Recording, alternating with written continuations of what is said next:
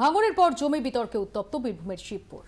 জমি ফেরানোর দাবিতে উত্তপ্ত এলাকা। অধিকৃত জমির পাঁচিল ভাঙচুর, আগুন।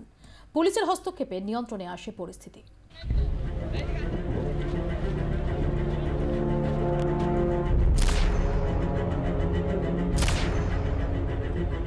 ওইদিকে বিশাল পুলিশ বাহিনী যেখানে কাজ চলছে সেখানে এই মুহূর্তে দাঁড়িয়ে আছে।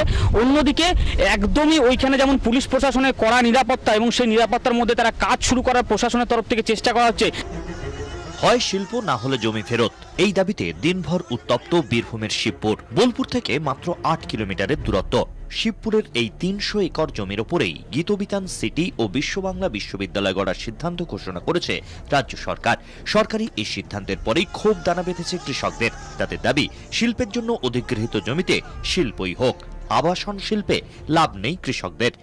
চাষিদেরকে টাকা দেয়নি দাদা, দিয়ে জমিগুলোকে বাউন্ডারিগুলো ঘিরে নিচ্ছে, কাঠা ধরুন বিক্রি হবে, পুরো বানিয়ে বিক্রি করবে। ওই জন্য আমরা আন্দোলন করছি, কাজ বন্ধ রাখবো। শিল্প করতে হোক আর না হলে জমি ফেরত দিক, চাষ করে খাবে আমাদের ছেলেমেয়েরা। আজকে আমাদের বন্ধ করতে বলছি এই কারণে যে কোনো ফয়সালা হয় না চাষিদের নিয়ে। হ্যাঁ, আমরা চাইছি বন্ধ হোক, মন্ত্রী বসুক, ফয়সালা হোক, তখন কাজ করবে। দাবি হয় শিল্পকে, জমি নিয়েছে শিল্প কর চাই, আমাদের শিল্প হোক। জমি ফেরতের দাবিতে সোমবার পাঁচিল ঘেরা জমিতে ভাঙচুর শুরু করেন আন্দোলনকারীরা। আগুন ধরিয়ে দেওয়া হয় হোর্ডিংয়ে। পরে পুলিশ ঘটনাস্থলে এলে রণভঙ্গ দেয় আন্দোলনকারীরা। বোলপুরের দাপুটে নেতা অনুব্রত মণ্ডলের খাস তালুকেই এই আন্দোলন। তৃণমূল নেতার দাবি, বহিরাগতদের উস্কানিতেই উত্তপ্ত হয়েছে পরিস্থিতি। সাইকেল টায়ারে আগুন লাগিয়ে পাঁচিলে ঝুলিয়ে দিলে আন্দোলন হয়ে গেল। এদিন ভুল বুঝিয়েছে, এদিন আমরা ডাকবো, কালকে ডেকে বুঝিয়ে বলবো। গোটা ঘটনায় মুখ্যমন্ত্রীর অবিলম্বে হস্তক্ষেপের দাবি জানিয়েছে আন্দোলনকারীরা।